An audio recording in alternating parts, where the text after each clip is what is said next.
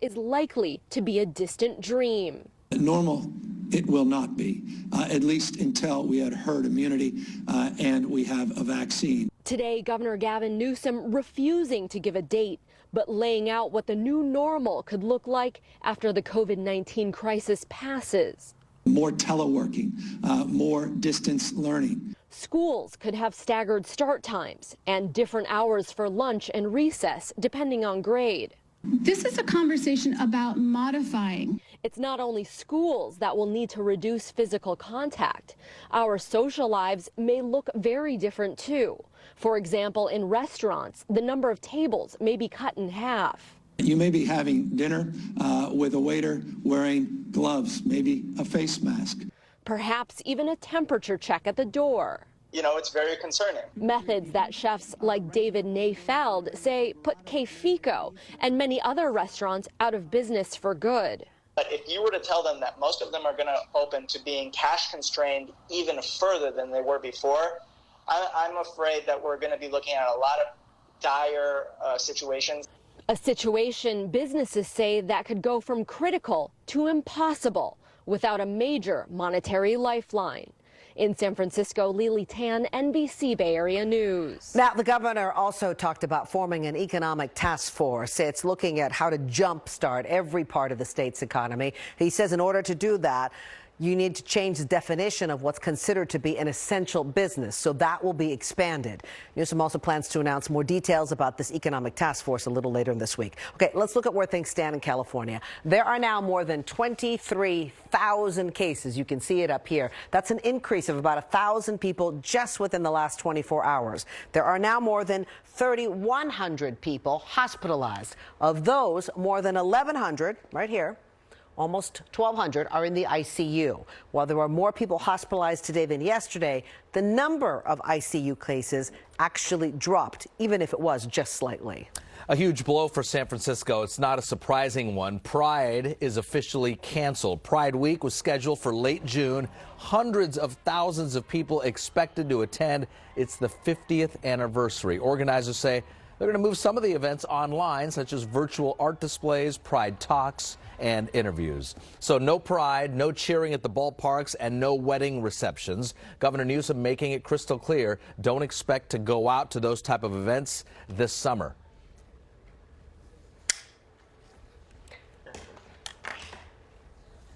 Now, some Bay Area counties didn't announce the number of new COVID cases today. That's because of problems with the database that actually tracks those state numbers.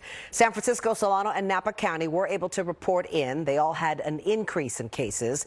No word why they were able to report those new numbers and the other counties weren't. Across the Bay Area, though, there are now more than 5,300 reported cases. I just showed you that number. 146 deaths. That number, though, hasn't changed since yesterday. Now, based on that most recent data, Santa Clara County's health officer says we do have reason to be cautiously optimistic. Dr. Sarah Cody says the shelter order is working, but that it's still just not enough. We are by no means out of the woods. We're still probably at the beginning of what is going to be a very long marathon here in the county, across the region, and indeed across the country. Cody says her office is thinking carefully about what needs to happen. At home order. That includes hospitals having all the beds, the staff, and the personal protection equipment they need. And they also need more testing, especially to identify people who have the virus but are not showing any symptoms. Well, speaking of testing, the demand is high, so high that the location has moved. Hayward is expanding its free testing site and moving it to Cal State East Bay. Let's bring in Janelle Wang, who's working from home. And Janelle, this was one of the original testing sites, and it continues to see a lot of traffic. For sure, hundreds of people each day, Raj. It has been at the Hayward Fire Station number 7 in the Tennyson Park neighborhood for the past 3 weeks because of high demand, though. A lot of people wanting to get tested for COVID-19. It has now moved officially today to Cal State East Bay in Hayward. The testing is free. That's why they get so many people there, and hundreds of people are lining up and waiting for hours each day to get tested. The university's parking lot provides a lot more room for parking and space for testing, and there's no disruption because the campus is closed. The same rules apply, though, to get this free test. You don't need to be a Hayward resident or be referred by a doctor, and immigration status does not matter either. But you do have to be showing symptoms of the virus. You need a temperature of at least 100.4 and have symptoms like cough or shortness of breath. With the turnaround times being, less than 24 hours now, they get to get that, hopefully the good information quicker rather than later. Sky Ranger flew over the new location earlier today. The testing site is open from 9 a.m. to 6 p.m. Tuesday through Sunday. Since April 7th, officials there have told us they've tested over 2,000 people. So far, 226 test results have come back positive. Now, the city of Hayward has not said how long it will keep this site open, but it appears as long as the demand is there and the need is great, they're going to stay open for now. Reporting from home, Raj and Jessica, back to you. Okay, Janelle, thank you. So what is our new normal moving forward? Governor Newsom making it crystal clear today, don't expect large crowds and gatherings this summer. So that would be weddings, ballparks, ball games, all sorts of things. Here's NBC Bay Area's Melissa Colorado.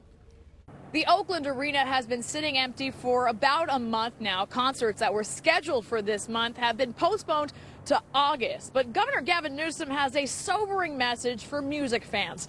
Concerts and other similar mass gathering events are probably the last things to go back to normal. San Francisco singer-songwriter Sam Johnson can't wait to return to the stage. He typically performs 15 gigs a month. Since March, the coronavirus pandemic wiped out all of those paid performances. Really focusing on songwriting currently, because there's not much you can do. I'm not going to create gigs out of nowhere. Organizers have either canceled or pushed large-scale concerts and sports events to late summer and the fall. Oakland Arena postponed April concerts from several big-name artists like The Weeknd to early August. The same goes for the PGA Championship at San Francisco's Harding Park, now moved to the first week of August. Whether there will be fans in the bleachers is still an open question. And then we, of course, have Bottle Rock coming up in October, so looking forward to that. Not so fast. Today, Governor Gavin Newsom threw cold water on anyone looking forward to attend a concert, music festival, or sports event anytime soon. The prospect of mass gatherings is negligible at best until we get to herd immunity and we get to a vaccine. When will that happen? CNBC reports Johnson & Johnson could have a COVID-19 vaccine ready by April of next year. One thing is for certain, the more concerts you cancel, the more money arenas and stadiums like Oakland Arena stand to lose. I can't tell you how much, because to the extent that we haven't had events, we also haven't had certain expenses. But it's not where we want to be financially. We make money off these events. Henry Gardner with the Oakland Alameda Coliseum Authority says the real impact will be felt among the 200 part-time employees who work the concession stands during those sold-out concerts. In Oakland, I'm Melissa Colorado, NBC Bay Area News. Okay, thank you, Melissa. Up next, fighting fires while social distancing. Crews in the South Bay tell us how their strategies have to change. Also, take a look. The robot revolution, the jobs technology is picking up while we shelter at home, and what it means moving forward. I'm Chief Meteorologist Jeff Ranieri, working from home, where we do have a little bit of a chroma key setup right now. Pretty cool, huh? Upper 70s here in Concord. We'll talk about some even warmer weather on the way. That's in about 7 minutes.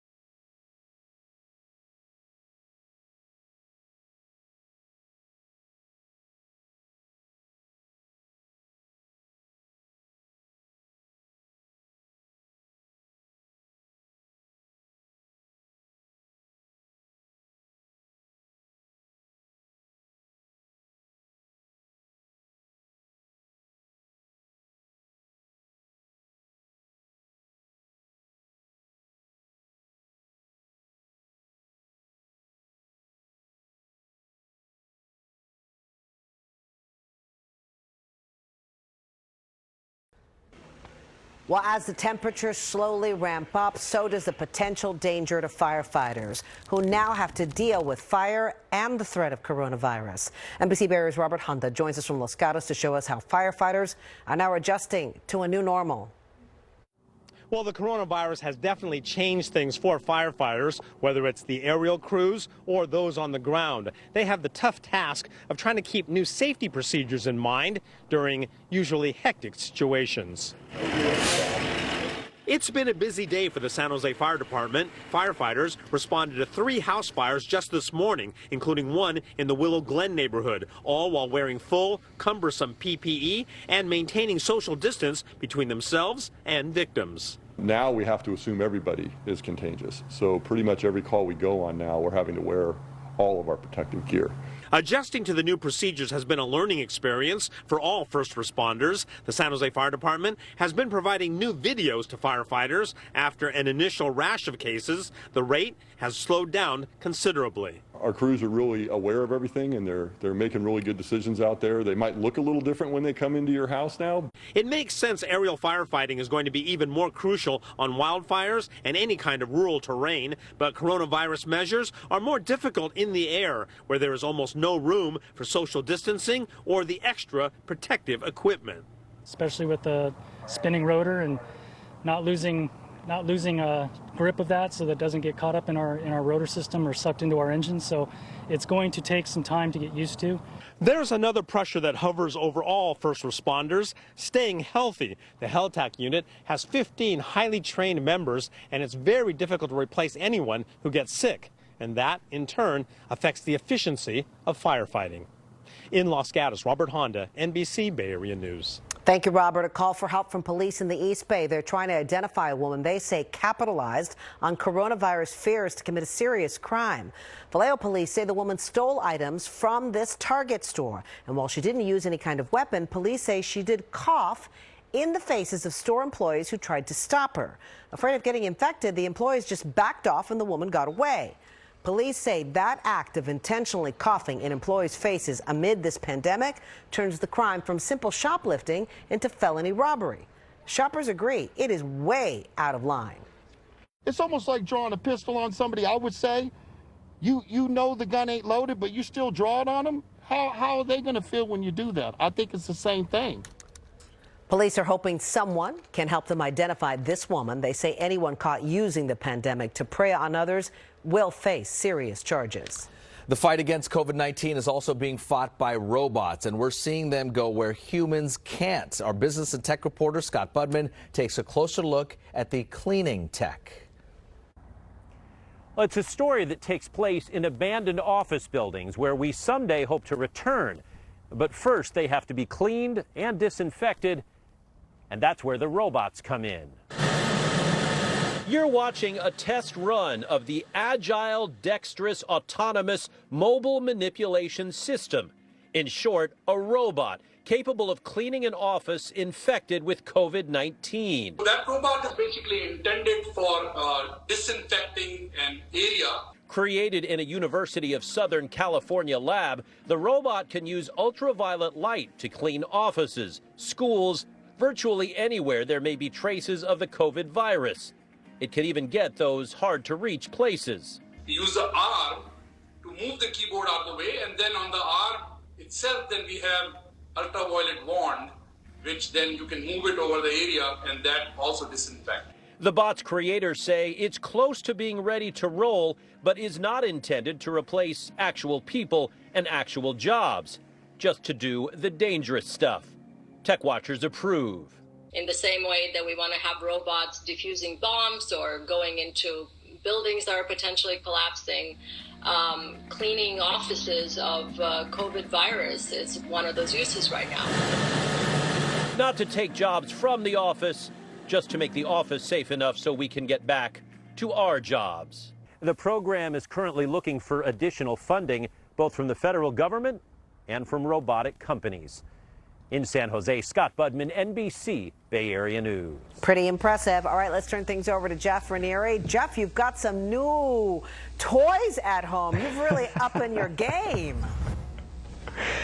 You know, we're looking at a chroma key setup here. We've got some fine tuning to do. So for right now, we'll be here in my living room, but we'll try to get back on that chroma key, of course, very soon for you. It's, you know, all the technology we have in the studio right here at home. So you don't have to worry about that forecast. I've got you covered. If you went outside at all today, you noticed it was warmer and definitely enjoyable. We've all been asking for this warmer weather after a lot of clouds and some on and off rain recently. You'll see here in Livermore there is some traffic out here on the roadways, a little concerning considering our shelter in place, but hopefully everyone is only out just for those essential must-have items. We got up to 77 in Livermore, right now 75, and notice we'll be back down to some cooler 50s once we hit 10 o'clock tonight. What about tomorrow? I see numbers going back up a degree or two. This will put us to 80 in San Jose. Also notice more upper 70s and low 80s for the East Bay, Antioch at 82,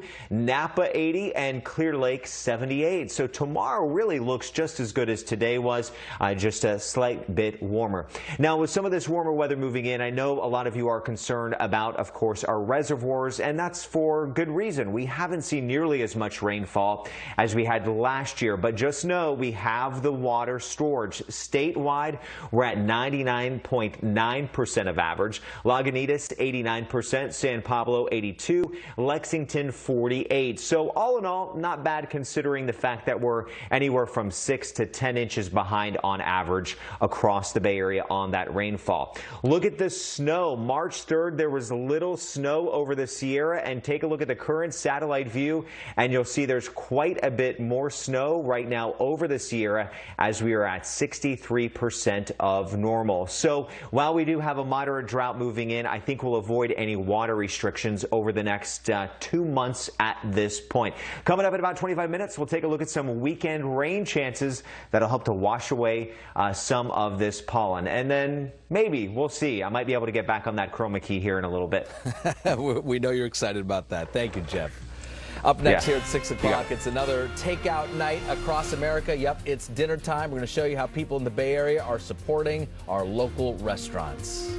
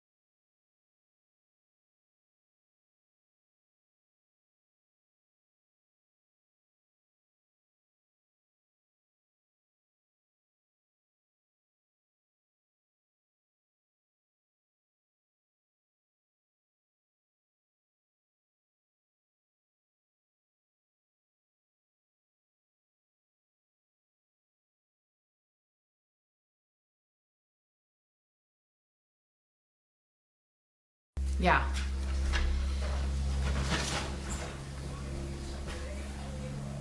Janelle Wang working from home today. Tuesday is Great American Takeout Day. It's been going on for the past 4 weeks, and it continues as we support our local restaurants that are really struggling during this time. According to the American Restaurant Association, many have had to close. About 50% have had to lay off people. So the ones that are trying to stay afloat right now are using takeout as one of their only options to keep business going and to keep their employees paid. And we want to show you some pictures from our viewers. They've sent it to my Instagram, Facebook, and my Twitter feeds. Dennis Tombong sent me this photo on Facebook. He got his mask on. He's picking up his carne asada burrito at El Farolito Taqueria in South San Francisco. And these next pictures sent to me by the owner of Chinese Kitchen in San Jose. This is Irene Pais. She's the owner. She says they are open for business, so please come on by. They've also started a GoFundMe page to feed nurses and doctors in the South Bay. They've donated 100 meals so far and plan to donate 900 more. And you recognize this lady. Do you recognize her? This is our own Jessica Aguirre. She's picking up dinner at Noni's Bistro in Pleasanton. That's a very hot spot there. Mask and gloves on. A lovely Easter for her family on Easter Sunday. And on Easter Sunday, I picked up Chinese food, so a very non-traditional Easter this year, but we're in non-traditional times, but we want to support our local restaurants. And Jessica, I want to know what you ordered besides getting that bottle of champagne. Oh, okay, so we had salmon with grilled asparagus, this yummy garden soup, a salad, and then we had creme brulee, chocolate pâte de creme, mascarpone crepes with berries. My goodness. And the champagne. You had 3 bags. Sounds like you had more dessert than dinner. Yeah, I think we had more champagne than dinner. Well, it's 6:25. You still have a chance to order out on this National To-Go Night. Thanks, Janelle. Thanks, Janelle. Well, up next at 6:30, President Trump reasserts his power, claiming he can lift a shelter-at-home order in every state. What's behind this political power play? Our political analyst, Larry Gersten, joins us with some insight. Also, President Obama makes his move, why he picked today to endorse his former Vice President, Joe Biden.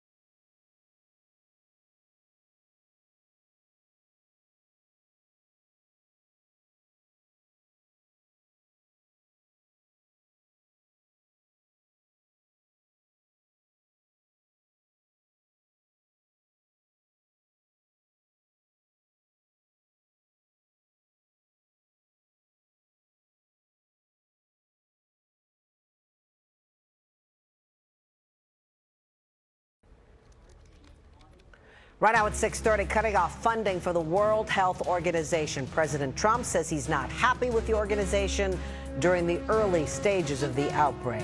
Now, several notable announcements from the president today, who also spoke about the shutdown and the showdown with governors. That was a big back and forth. We're going to start with the WHO. The president says the organization didn't share all the facts about this disease in a timely manner, and that costed thousands of lives.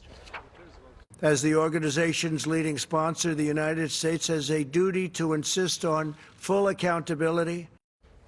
As for his political tug-of-war with the governors, who has the authority to reopen our economy, the president now says each governor must submit a detailed plan for their state, which the federal government will support or deny. He also says some states could lift their social distancing restrictions by May 1st or sooner. Well, as for California, Governor Newsom is working in unison with the governors of Washington State and Oregon. On the East Coast, New York Governor Andrew Cuomo and 6 other states have formed a regional pact after insisting the federal government is merely a backup to state efforts to fight COVID-19. President Trump now says he alone has the power to lift stay-at-home orders. The governors, though, disagree.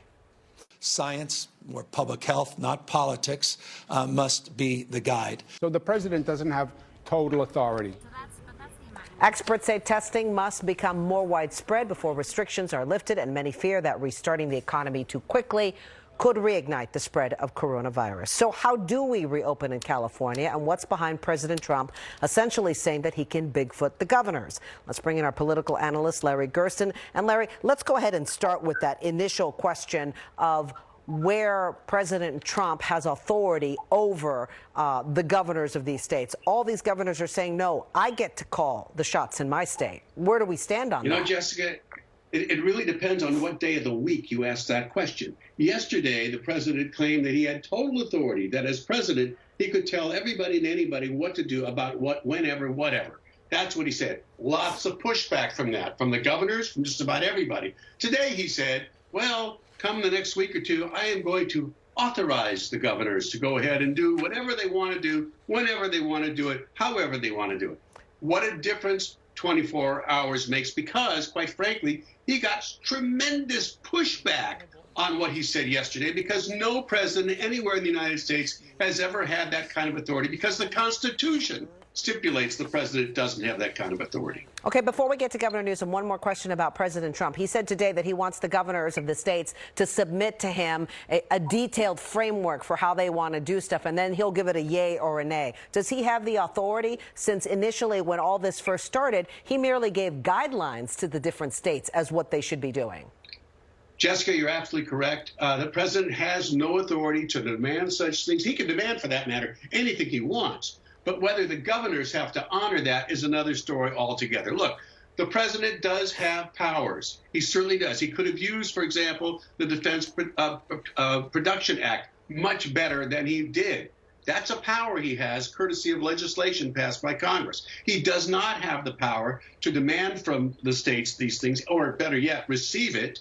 States can do it or not do it. They can honor it or not honor it, because the 10th Amendment of the Constitution gives the states clear authority in matters such as these. So we've got something where today the president largely walked back what he said yesterday, but it certainly looks clumsy, and it really gets to the differences between the governors, who are really on the front lines here, and the president, who has stood back until now from all of this stuff, saying, the states, you go do it. Okay, let's pivot and talk about Governor Newsom. Today he came out, he laid out that 6-point framework for California to get out of the shelter at home. He didn't give an exact timeline, which is what a lot of people were hoping for. So he's parceling out information. He said today was about giving hope. Do you think that he did that, and that it is enough to keep the economy at this point moving forward, and people's thoughts moving forward as to that we're going to be able to get out of this?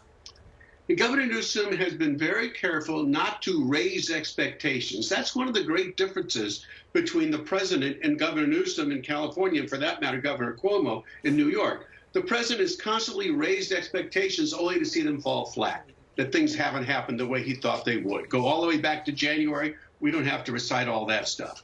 The Governor Newsom, has been very, very careful. You use the word to parcel out things. That's what he's been doing. He doesn't want to go too far. He doesn't want to get people's expectations up. Today, he laid out what he said were the 6 points, the 6 areas where the state has to be totally prepared before it can be moved forward. He said, well, I know you want to know when. I can't tell you when. Our committees are meeting now in all those 6 areas. We're going to come up with what we expect, how we can get it done, what has to be done to get it done. We'll get back to you in a couple of weeks and let you know where we are. I can't tell you, he said, whether we can open up May 1st, May 15th, or whatever. And when we do, it's going to have to be very slowly and very carefully. Notice the difference here. He dampened expectations. He said, don't expect too much. I'll get back to you as soon as we have something. I want to keep you in touch. It's a totally different approach to dealing with these things. Larry, were you at all taken aback when the governor said that he said, oh, hopefully we'll be able to go back to school back in September or August? That was a little startling to me. And the fact that that timing is so different than that of President Trump's. So far, the governor has played very nice with the president. But in this one issue, he really keeps saying, oh, it's the science. We're going to go with the science. What was your impression?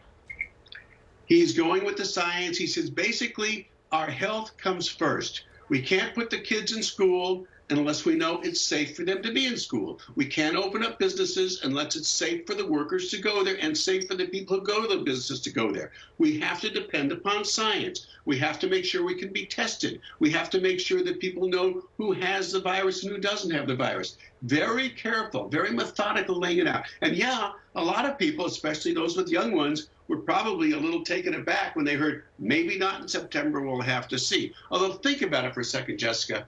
Wouldn't it be nicer to hear come late July or August, you'll be okay in September, rather than to hear, yeah, you'll be fine in September, and then to hear in August, you won't be. So once again, it gets to lowering expectations and then having people be pleasantly surprised if, in fact, things work out. He's very much dedicated to going by the science, going by health care first, the economy second. Okay. Larry Gersten, we always appreciate your insight. Nice to see you at home and healthy.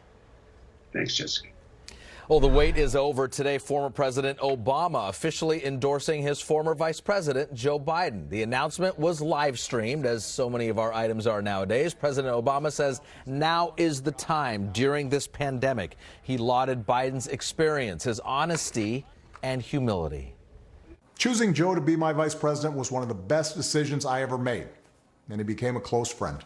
Joe has the character and the experience to guide us through one of our darkest times and heal us through a long recovery. Biden responded online saying, quote, this endorsement means the world to Jill and me. We're going to build on the progress we made together. President Trump's campaign responding, saying President Obama had no other choice and was forced to endorse Biden. Also, the president said he will destroy Biden. It is a grim reality. Many businesses are not expected to survive the COVID-19 shutdown. Tonight, one of the Bay Area's most historic centers is among those facing dire circumstances. NBC Bay Area's Joe Rosado Jr. shows us what they're doing to try and prevent COVID from shutting the doors on history. Lawrence Ferlinghetti calls this intersection the center of the universe, Broadway and Columbus. If ever a place connected us to the literary world, it's San Francisco's North Beach. Its famous City Lights bookstore is filled with the tales of America, real and imagined. Restaurants and bars feel like characters in the pages. But like thousands of other businesses, the small bars and restaurants here are struggling to survive. Among them, the funky Specs 12 Adler Museum Cafe. It's been very scary, actually, to be honest. This place has been here for 52 years. My father opened it. Specs owner Ellie Simmons had to lay off her staff and is struggling to cover the bills that keep coming. This is everybody's living room, and it's community is really important. In the meantime, she's launched a GoFundMe to try and stay afloat until the quarantine is lifted. I'm not going to let this place die, but we really need funds to reopen. It's a very important neighborhood in this country and in the world. Across the street is Vesuvio Cafe, where the Beat Poets once gathered, also struggling. Next door, City Lights bookstore, so beloved, a GoFundMe started 5 days ago has so far raised $470,000.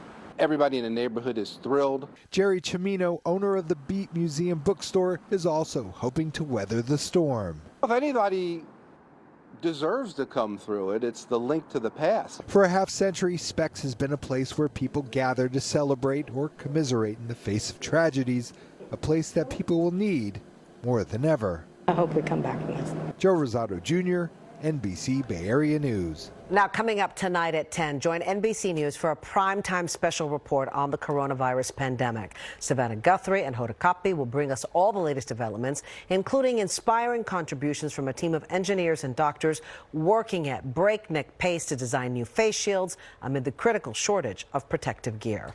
Okay, so many of us have done this, getting on those Zoom conference calls. Up next, secrets revealed. We now know how hackers gained access to those Zoom teleconferences.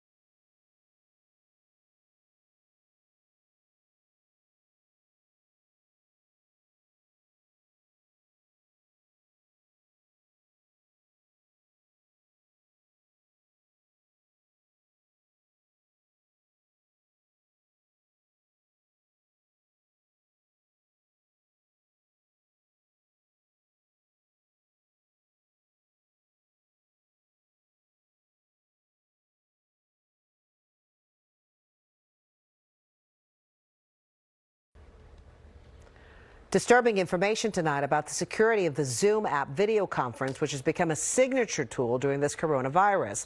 Cybersecurity firm Cybel reports its researchers found credentials for more than 500,000 Zoom accounts for sale on the dark web.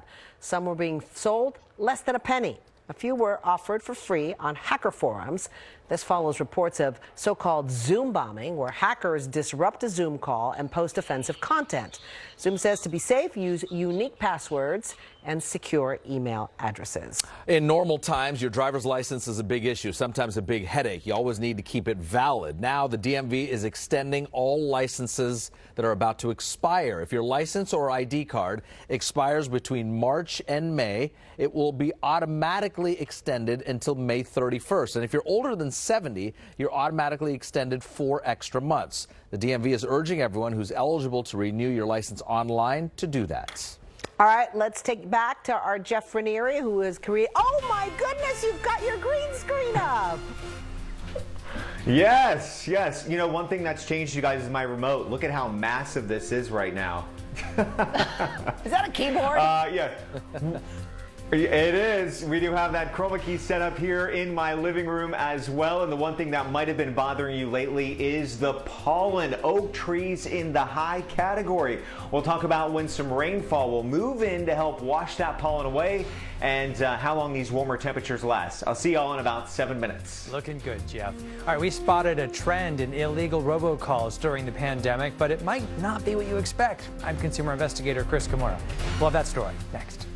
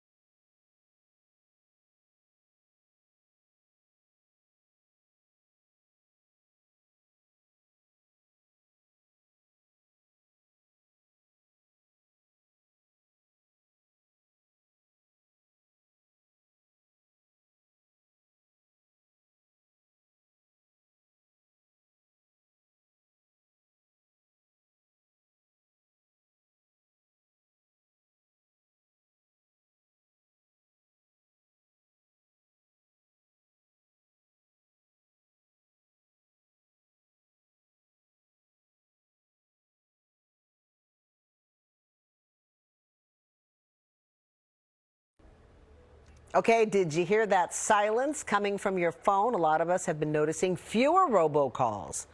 That's a good thing. What's going on? We asked consumer investigator Chris Kimura. You're right. No robocalls. Exactly. You can not at home, not on the phone. Eat dinner in peace. It's astounding. They haven't exactly, though, just given up and, decided, we're going to hang this thing up. No. They're still going to come back to doing this. But for the moment, there's been a definite pullback during the pandemic. Let's go to the numbers, courtesy of YouMail. That's the voicemail company that's tracked robocalls for years now. Here's what they say. Robocallers made close to 2 billion scam calls in the month of February. Then that dropped to 1.65 billion in March, a drop of 17%, or 350 million fewer calls. Now, that downward trend seems to have continued, like we were saying. In April, we think it's got to be lower because so many people have told us these unwanted calls have basically stopped. So what's going on? Well, YouMail's Alex Colucci says a lot of scammers actually had to temporarily close their call centers because of the virus. Many of those calls were coming from overseas, and some of the countries overseas have had very severe lockdowns, and they don't have the infrastructure that enables people to do a call center position but do it from home. Yeah, all right, no surprise here. YouMail says the #1 type of illegal robocall involved medical scams. Americans like you received 400 million calls in March offering fake COVID-19 cures and tests, or with callers posing as doctors to try to get their hands on your private info. We recently talked to one of those illegal robocallers. He let us record him, too, so you can hear what he said at NBCBayArea.com. Just search robocaller. I'll be back at 7 o'clock with that big shift at the DMV on driver's licenses. Yes, it's good news, but there's one step I think you might want to take. See you again in just a few minutes. Okay, Chris, see you in about 10 minutes. Well, Marin County is getting creative to encourage everyone to continue to stay at home. COVID-19, oh, you know what I mean. At this moment, practice social distancing. Stay home, Come on, Eileen, right? Yes, that's exactly what it is. Circa, 1986, something like that? Right in my area. Me too. It's a parody of the classic song. The video features people who live in Marin County, so if you recognize some of your neighbors, say hello. And also those who are on the front lines are healthcare workers. Now we're going to be singing this darn song throughout the evening. We have to laugh. There has to be some humor. There are some super funny parodies out there when you go. People are always singing them. They're really fun. It's very nice. Jeff Ranieri is here in Small Victories. Yes. What a great day. I had a little lunch outside in the backyard today with the family. It was very nice, Jeff. I'm so with you guys on that. Just some really beautiful weather today. Even if you're only able to get outside a couple minutes in between some homeschooling and your work from home, it has been incredible. Live look outside of that Sky Camera network right now, and that blue sky continues all across the Bay Area. There's really not a cloud in the sky, as you can see from our Walnut Creek camera looking back towards Concord. Just a stunning shot today, and we were about 10 degrees above average for every single city here in the Bay Area. That did put us up to a warm 81 in Santa Rosa. I got close to a record of 87 in 1999, but not quite there. Oakland Airport got the closest at 81, the old record 83 in 1962.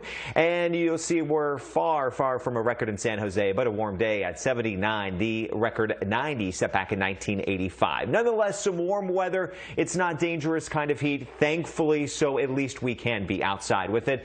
I do think we have one more day of this coming our way with high pressure just offshore. And then here's the deal. This little storm system right offshore, it's going to kind of sneak down underneath that area, high pressure later on this week.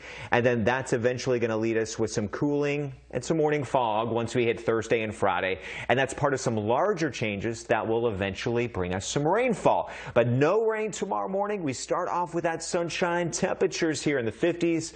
Have you at 52 in the South Bay. East Bay, San Francisco, and the North Bay will also find some comfortable weather. Upper 40s and low 50s under these mostly clear skies. All day tomorrow from 7 a.m. to 7 p.m. You've got great weather to get outside and get that fresh air. Look at our sunrise too, or sunset rather, coming at 7:43. So we continue to get more and more daylight, which is making it better for us. 80 in San Jose, and I have you at 78 in Gilroy. A little bit warmer over to the East Bay. Some of my warmest here in Pittsburgh, Antioch, and Concord with low 80s. 80s. And Oakland, for your standards, going up to a warm day, 75. Let's bring you to the coastline. Not quite 70s there, and that's because of this westerly wind at 6 miles per hour. Just a little bit of a wind out of the west means we have an ocean breeze, and that'll keep it down in Half Moon Bay. But over to Palo Alto, you're at 80. Redwood City, 77 degrees. San Francisco, I have an isolated 70 in the Mission, and the Marina cooler at 66, and the North Bay coming in at 80 in Napa and 80 in Novato.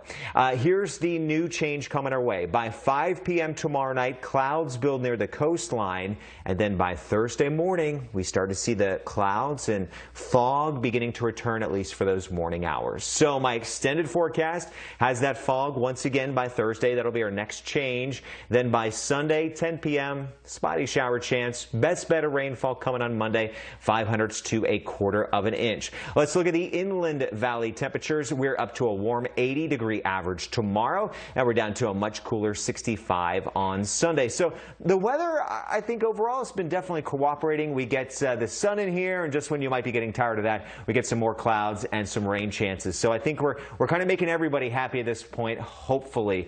Raj and Jess, I can't believe it, but next Tuesday, it's now day 36 inside. So we're just kind of getting through it, right? And it might be a lot longer than that. One day at a time. Yes, one day at a time. Thank you, You Jeff. got it. Well, up next, the Tokyo Olympics have already been postponed to 2021. What happens if it has to be pushed back again?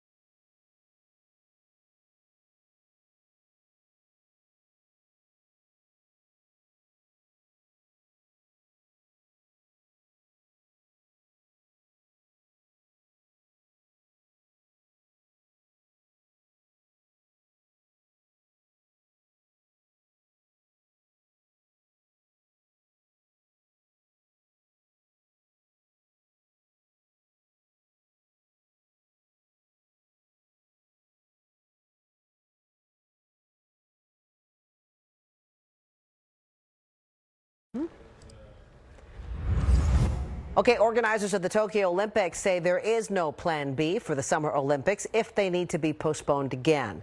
They are proceeding under the assumption the Olympics will open on July 23rd, 2021, so essentially a year and a half from now.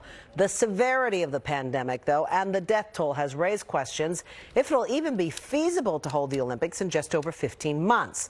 There are questions about travel and the massive cost of rescheduling, which is estimated in Japan at $2 to $6 billion. Now, after holding out hopes for weeks, organizers of the Tour de France say this year's race will be postponed. The 2020 Tour de France was supposed to begin June 27th. However, French President Emmanuel Macron says no public events with large crowds can be held until at least mid-July. Tour de France officials are hoping the race can take place later in the year, but no new dates have been announced at this point. Finally, here at 6 o'clock, a family in Livermore is doing something good to help the community. The Sutton family created the Sutton Girls Farmers Market. They are the Sutton Girls. It's a little farmer stand. It's stocked with fresh produce, well organized as well, and canned items. Everything in the store is empty, so we thought it would be a nice little thing to do. At this time, everyone has become at need, so it was really about how we could be helping everyone.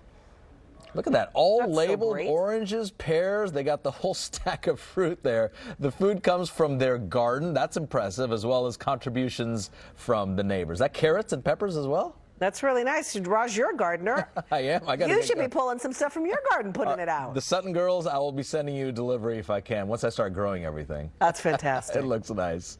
All right, well, we are not done here at 6 o'clock. When we return for our special 7 p.m. newscast, the Governor Newsom, his 6-point action list, is it doable in the next few months? And how is this crisis impacting pregnancies and fertility patients? We'll see you in just a few minutes.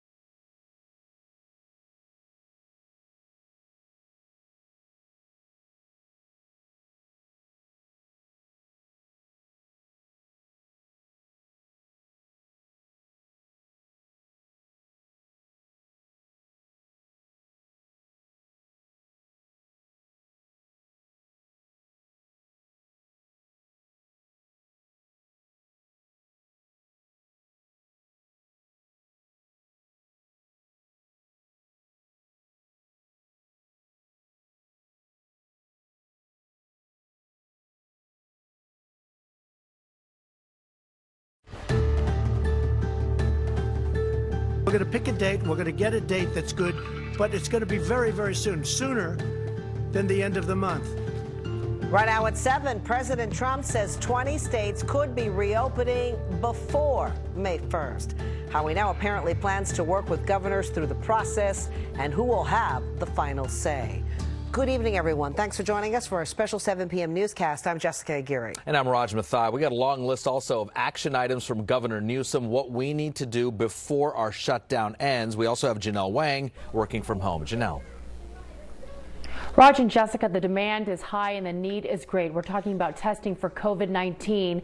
One city in the East Bay is expanding its location and is free to everyone. We're going to tell you about that coming up in a few minutes. But first, let's send it back to you both in the studio. Thanks, Janelle. Big news from the governor. We'll start with that. But it doesn't necessarily, Jessica, answer that burning question. When do we reopen our economy here in this state? He said it's not a light switch, but a dimmer. Could take a lot longer than we expected. On a national level, 20 states could reopen before May 1st. President Trump offered mixed messages, though, on who has the final say on when the states can reopen. He now says governors can decide, but it'll need his stamp of approval. Governors are going to be running their individual states. Some of them will say, no, I can't open now. Now, if we disagree with it, we're not going to let them open. We're not going to let them open. If some governor said, has a lot of problems, a lot of cases, a lot of death, and they want to open early, we're not going to let it happen. So we're there to watch. We're there to help. But we're also there to be critics. The president's announcement comes just a few hours after Governor Newsom laid out a framework on how to slowly and safely lift the stay-at-home order here in California. The governor making it clear the decision to reopen will be made at the state level. Localism is determinative. We have a state vision, but it will be realized at the local level. Local governments, local counties, local health directors. Now, all of this leaves a lot of people just trying to sort out his list of action items here. NBC Bay Area's Marianne Favreau is in San Jose, where the confusion and anxiety continues. As we cope with the new reality of social distancing and lines and wearing masks, today Governor Gavin Newsom outlined 6 criteria that needs to be met before he'll consider lifting some of the coronavirus restrictions. We're making progress, but we're not there yet. That was the basic message from Governor Gavin Newsom today. But this time he went further, outlining the 6 things that need to happen before he'll consider easing restrictions. Most important framework is our capacity to expand our testing, to appropriately address the tracing and tracking of individuals, the isolation and the quarantine of individuals. He also says we need to ensure we can protect the state's most vulnerable, including seniors and the homeless. And he says hospitals need to be sure they have a reliable source of protective gear and ventilators for an expected increase in patients once restrictions are lifted. And to make sure that we're capable from an ICU perspective and hospitalization perspective to meet any additional surges. The governor says companies need to work on developing COVID treatments, and businesses and schools need to prepare for a new normal. Think about how are we shaping the physical environment as we go out into those different places, from businesses to our school environment. And while he didn't give an exact date, he stressed the final decision will be in the hands of local public health leaders. In San Jose, Marianne Favreau, NBC Bay Area News. Well, as Marianne just mentioned, the governor didn't say exactly what target date to start lifting the restrictions, but he did give several examples of what that new normal would look like. Today, he explained that when kids do go back to school, hopefully, he said, in school year when it starts in August, they'll likely have staggered start times as well as staggered lunch and recess so they can reduce the number of kids in one place at one time. He also outlined how a night in the town might look a little different for all of us. You may be having dinner with a waiter wearing gloves, maybe a face mask, dinner where the menu is disposable, where the tables, half of the tables in that restaurant no longer appear, where your temperature is checked before you walk in to the establishment. Many restaurant owners we talked to say they hope they can hold on long enough to see that new normal. Without more financial help from the state or the federal government, they say their businesses won't survive a long-term shelter-at-home order. Is the governor's to-do list realistic? Harvard researchers said our social distancing could last until 2022. Let's bring in San Francisco microbiologist Jessica Malati Rivera. Jessica, nice to see you again. You work with the COVID-19 Dispersed Research Network. Let's start with this. You agree with that research from Harvard that this could extend to 2022? Well, I think it's important to note that in the study, they talk about intermittent social distancing, which has been part of the conversation when we've talked about social distancing for quite a while. And that's mostly because the process of flattening the curve is gradual. And what we want to do is prevent future surges. So we want to protect our healthcare system, and this is the way that we can prevent avoidable deaths. It is very unlikely that life will return completely back to normal very quickly. So because of that, they think that this could happen in phases. Now, that could totally change if there are treatments to prevent severe illness and a vaccine. What's the danger here? The president just a couple hours ago saying 20 states in the U.S. might reopen by May 1st. What's the danger? It won't happen in California, but what's the danger for California? It's quite dangerous because we really need a united effort on mitigating this disease. It doesn't really make sense as a nation with borders that are easily crossed to have different states doing different things. It's really, really dangerous. On top of the fact that these governors are having to operate on their own, and regions like the West Coast and the East Coast are having to create these groups just so that they're aligned in protecting the whole sections of the country. The governor laid out a 6-point plan. Can we get this done? Is that a little too ambitious for us here? It's ambitious, but it's necessary. I mean, everything he said has been what the public health community has been recommending. Now, I think the important distinction here is that this is not a fast track to reopening. In fact, it is evidence of all the things that need to happen to make sure that we are safe enough and healthy enough to open. And it's going to take time, it's going to take people, and it's going to take a lot of resources. This is your research, this is your expertise. When you say time and people, is that 2 months from now? Is that 8 months from now, even when it comes to testing and contact tracing? Yeah, I think it's going to take a few months, to be honest. I think, we've been talking about flattening the curve. Now we're talking about raising the line. And raising the line has everything to do with making sure that our healthcare systems are fully equipped with beds, ventilators, personnel, PPE. It also means making sure that lower resourced hospitals and ICUs are staffed. And so it's going to take a lot. It might take a few months. And Jessica, what happens for just normal procedures, not COVID-19, but cancer, chemo, and everything else that's still very life or death related, but that's not in the current headlines now? Yeah, I mean, this goes back to why we need to raise the line. There is a backlog of critical health issues and health procedures that have been put on the back burner because of this. And as we flatten the curve, our ICUs and our hospitals don't need to be exclusively COVID-19 hospitals and ICUs. And so therefore, surgeries that were rescheduled can start happening. Treatments and clinical trials that were somehow modified because of this can resume. So it's really important that we're not just flattening the curve, but like Gavin Newsom said today, that we're bringing it down so that hospitals can start bringing in those other acute emergent cases. Final question. You are researching COVID-19. How do we prognosticate, or how do we even guesstimate when their vaccine will come? I heard even Johnson & Johnson says next April. How do we know that? How do we assess that? So the clinical trial process is pretty clear. We go through 3 phases before it is approved. And right now we're in phase 1 for a few vaccine candidates. The system is actually incredibly robust to ensure safety and efficacy. And this timeline has been really truncated because we had advantages like SARS genetic material and even previous research that's been done on the genome. So 12 to 18 months is pretty fast and pretty ambitious. So I would suspect that by Q1 of next year, we might be able to see something, but that's probably the very earliest. Are you optimistic? I'm optimistic and I'm hopeful. Jessica, thank you for your time and your insight. Thanks for having me. If you want a deeper look at the governor's plan to slowly and eventually reopen our state, head to our website, that 6-point plan, NBCBayArea.com. We posted a lot of details there. Well, President Trump stunned international health authorities tonight by announcing that he's stopping payments to the World Health Organization. During a Rose Garden task force briefing, he indicated he wants a review of the group's warnings about the coronavirus and its work with China. The president criticized the WHO for praising China's transparency. A reporter tried to point out that the president in January did the exact same thing. I don't talk about China's transparency. Well, you know, if I'm so good to China, how come I was the only person, the only leader of a country that closed our borders tightly against China? The American Medical Association released a statement saying, quote, fighting a global pandemic requires international cooperation and reliance on science and data. Cutting funding to the World Health Organization is a dangerous move at a precarious moment for the world. A huge blow for San Francisco, but it's not a surprising one. Pride is officially canceled. Pride Week was scheduled for late June. Hundreds of thousands of people expected to attend.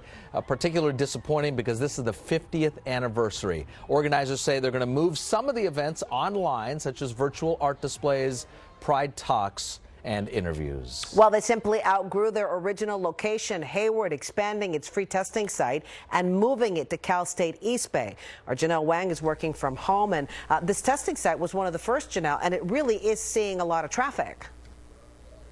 Yeah, it's still seeing hundreds of people each day, so they have to keep it going. The city of Hayward has had it at Hayward Fire Station number 7 in the Tennyson Park neighborhood, but now it's moved to a bigger location, Cal State East Bay in Hayward. We got video of it today from the ground level. The testing is free. As I mentioned, hundreds of people are lining up, waiting for hours each day. The university's parking lot provides a lot more room for parking and space for testing, and there's no disruption because school is closed, the campus is closed. The same rules apply to get the free test as it did in the other location. You don't need to be from Hayward or be referred by a doctor, and immigration status does not matter. But you do have to be showing symptoms of the virus. You need a temperature of at least 100.4 and have symptoms like cough or shortness of breath. With the turnaround times being, less than 24 hours now, they get to get that, hopefully the good information quicker rather than later. And here is a view from NBC Bay Area Sky Ranger of the new location earlier today. The testing site is open 9 a.m. to 6 p.m. Tuesday through Sunday. Since April 7th, workers there have tested over 2,000 people, and so far 226 tests have come back positive. The city of Hayward says it does not know how long it's going to keep this site open, but it appears as long as the demand is there and people want to get tested, it's going to stay open for now. Back to you, Bo. Okay, that's very helpful to a lot of people. Thank you, Janelle. Up next, the DMV does a 180, cutting you a break if your license is expiring. But there's some fine print that you need to know about. We're going to bring in our consumer investigator, Chris Kimura. And pandemic pregnancies. A Bay Area fertility expert joins us to answer the questions for couples who want to get pregnant or those already expecting.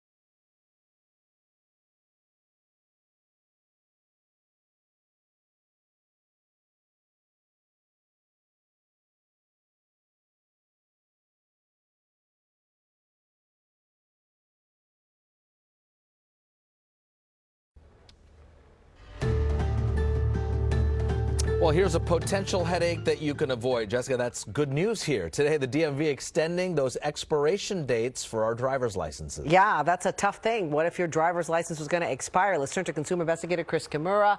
Now, last week you told us they had to renew on time, but a little bit of a reversal here. 180 degrees, the way I see it. Yeah, the DMV has given us a break. We've gotten several questions about this over the past few weeks. Just today, we were emailing with Diana and Tracy about her license. Well, here's what the DMV said today. Licenses for drivers younger than 70 that expire between March and May 2020 are now valid through May 31st, 2020. If you're older than 70, the DMV already extended you 4 months. Professional drivers are also getting a break. All commercial driver licenses, endorsements, and certificates expiring between March and June are now valid through June 30th. This is good news. So what do you have to do? Even better, nothing. The DMV says the extensions require no individual action. And that is great and easy, but here's the thing. The DMV says you won't get a new card or extension in the mail. So what if you're pulled over? Well, the DMV says it has alerted California law enforcement of the extensions. If you want, you can request a free temporary paper extension online. It's totally optional.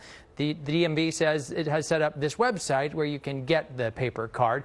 We've added a link to it on our webpage, NBCBayArea.com. Just go to the main menu there and click the Respond option. The story is loaded right there front and center. P.S. If you have a suspended license, the DMV says you are not eligible for any of this. Back to you, Raj. Okay, thanks, Chris. Well, you want to find a testing site for COVID-19? Apple is making it a whole lot easier. Here's how it works. Healthcare providers, hospitals, and other businesses can submit an application to Apple Maps with their testing location. Once that location is approved, it'll appear right there on your phone, on your Apple Maps. It'll also show if you need a doctor's referral or appointment. No word yet on when this feature will be available. Okay, the pandemic is raising lots of safety questions for women planning on getting pregnant or those who may already be pregnant. Among them is, can a mother pass the virus on to her baby? Is it safe to be pregnant right now? Dr. Amy Evazadeh joins us from Danville. She's a fertility specialist. She's been doing this for 20 years in the East Bay. Thanks, Amy, for being with us today. Thank you. Thank you. Let's start with fertility. You're a fertility specialist. Yeah. Are you even doing cases right now? Yeah, I mean, I never thought in a million years I'd be talking to patients about preparing for pregnancy during a pandemic. But now more than ever, believe it or not, as our priorities are now way more in focus, people are certainly coming to me and wanting to get pregnant right now. And they're so heartbroken because a lot of them, their fertility treatments have been placed on pause because of the pandemic. So yes, I certainly have patients reaching out, and I'm empowering my patients with a plan. I'm asking them to reach out to me every 2 weeks so that I can update them with what's going on. And when their cycle starts, I'm giving them an update and teaching them how to prepare for pregnancy. Right now, I mean, having control over this situation, control is always elusive, especially when it comes to pregnancy. But if you feel like you can take certain steps to prepare for what is, you know, for most of us, one of the greatest journeys of our life, which is pregnancy, it doesn't feel as scary if you have someone who's guiding you. Yeah, that is a hard pill to swallow for a couple that maybe had been planning for a specific time to get pregnant, or if they need help, if you're up against a biological clock, that you have a time set and all of a sudden something outside of you has put a stall on this. And as we all know, one of the things maybe many times is stress has a real impact on whether you can get pregnant. Absolutely. I mean, I deal with stress every day with what I do, but now more than ever, I joke and I say I'm getting my cheerleading skirt on and getting my pom-poms out and teaching people how to deep breathe, pick a mantra, and have a fight song every single day. I mean, a lot of being a fertility doctor, people think it's like unicorns and puppy dogs and fireworks, and happy days. But a lot of it is dealing with human biology and the heartbreak that goes into trying to get pregnant. And certainly fertility doctors in the Bay Area are very well informed about the impact of coronavirus on pregnancy, and we want to do what's safe for our patients. So the good news is that our shelter in place might be opening up here soon. And so fertility doctors in the Bay Area will likely be starting treatments in May for patients who want to do a frozen embryo transfer or fresh transfer. And certainly for urgent cases, like for example, patients who have cancer, we are certainly able to help you and do egg freeze or embryo freezes. We are taking cases on an individual basis and counseling our patients about what's safe for them, given their medical background and if they have any health risks. That's really good to know. Okay, let's talk about some of the considerations and things that you should be looking at if you're thinking about getting pregnant. What are some of those? Run those down for us. Easy. Number one, if you're having anxiety, if you're waking up in the middle of the night with chest pain and shortness of breath and having panic attacks, don't try right now. Just wait a cycle. Wait 3 cycles. Let's learn a little bit more about coronavirus and make sure that you're not feeling stressed. If you're someone who's been pregnant before and you've had pregnancy complications, this probably isn't the best time to start trying because in-person visits might not be as available to you. You may not want to be going to the hospital at this time, for example, for IV hydration if you're someone who's experienced hyperemesis, which is nausea and vomiting in pregnancy. If you're someone with comorbidities, for example, a high BMI, let's say you have asthma, diabetes, maybe now also is not the right time to get pregnant. So those are the things that I talk to my patients about. And then there's also the work situation. So there are some women who work in a situation where they can't be physically distanced at work. And so in that type of scenario, or you're a frontline health worker, right? You're an ER doctor or an ER nurse. this is probably not the best time for you to start trying. So maybe take a little break, 1 or 2 cycles, and then reconsider your options at that point. And then, Amy, let's talk about those women that are pregnant and really worried right now about their own health and about the potential that if they do get sick, some of the complications, or the fact that could they pass the virus along to their baby? What's the situation with that? There have been some studies. That's called vertical transmission. So when the mom has it, is she passing it to the baby? We don't know. So far, it seems like it's pretty good news, though. It doesn't seem like vertical transmission is happening. And certainly there is maybe there are 1 or 2 case reports out there about vertical transmission. But the news so far seems to be good about women who are infected and pregnant, including, does it pass through breast milk? It doesn't seem to pass through breast milk. So those are some of the things that we're learning. We're learning it out of China. There were a series of 30 women in China, and most of them did really, really well, including their babies. That's really good to know. Comforting words coming from you. I know how beloved you are in the fertility community and from so many moms. Dr. Amy Evazadeh, thank you for being with us. Thanks for having me, Jess. Up next here at 7 o'clock, it's another takeout night across America. Yep, it's dinner time. We're going to show you how people in the Bay Area are supporting our local businesses.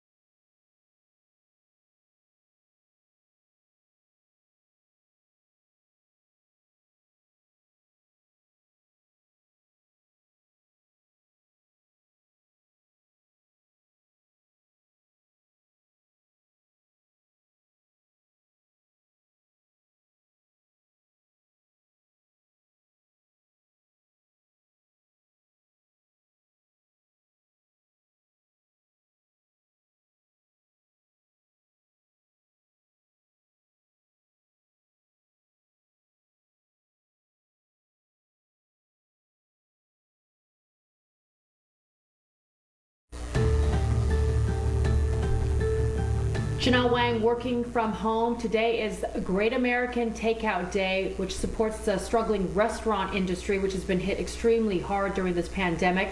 According to the National Restaurant Association, since March 1st, the industry has lost more than 3 million jobs and $25 billion in sales. And the association says roughly 50% of restaurants will have to lay off workers in April. So we asked viewers to send us your photos. I'm going to show you an example of one of my takeout photos. I just started ordering takeout from one of my favorite Chinese restaurants, Chef Chu's in Los Altos. Raj knows it well. I wore my mask and gloves and ordered a lot of food to take home to my family. I dropped off at my mom's house and gave some to my nanny. So I just want to say it's day 3 and I still had leftovers today.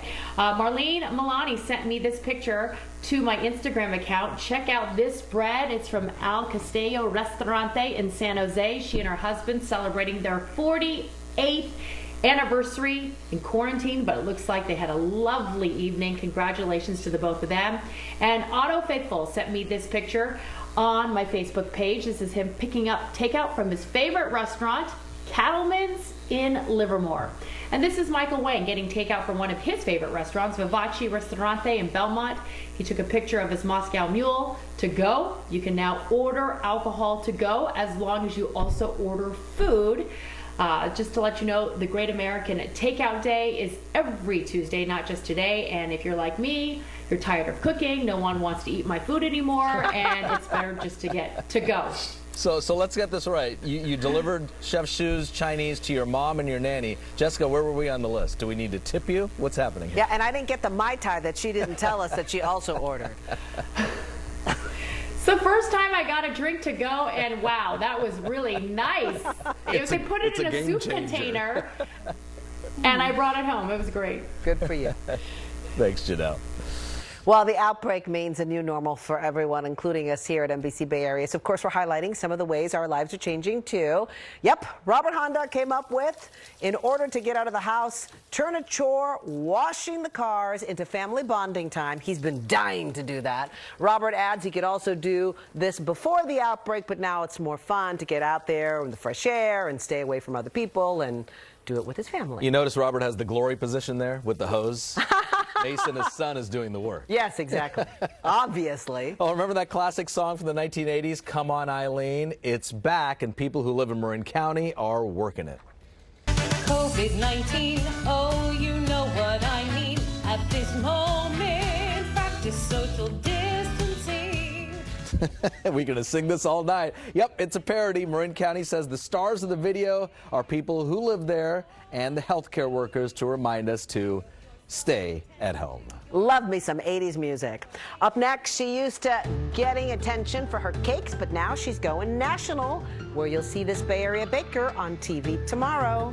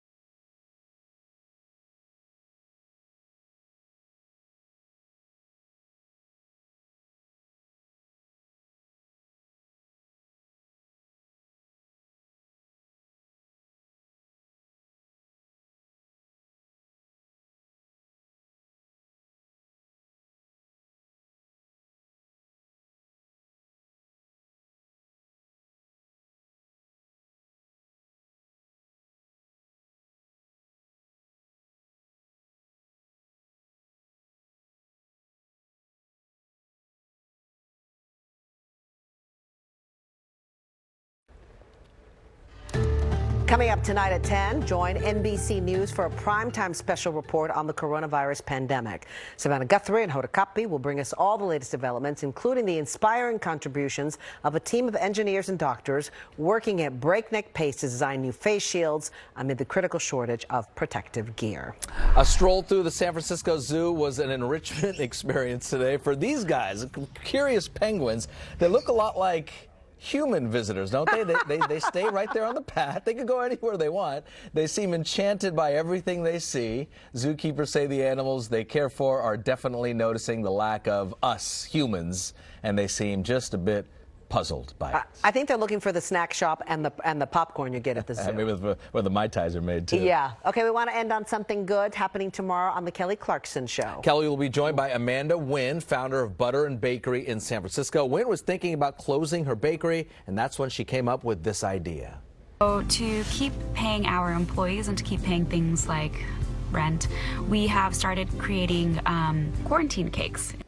And here is a quarantine cake. It's a small cake topped with phrases like wash your hands and don't touch your face. Tomorrow at 3 p.m. right here on NBC, Kelly Clarkson will talk to her about her bakery success as well as her advice for other small bakeries and small businesses just trying to stay afloat. Looks pretty delicious, doesn't it? What a great idea. Sends a message and sends a little message to your tummy, too. That's going to do it for us here at 7 o'clock. We'll take you outside on this beautiful Tuesday night, show you what the Bay Area looks like right now. We wish you the best of health and continued optimism. Thanks for joining.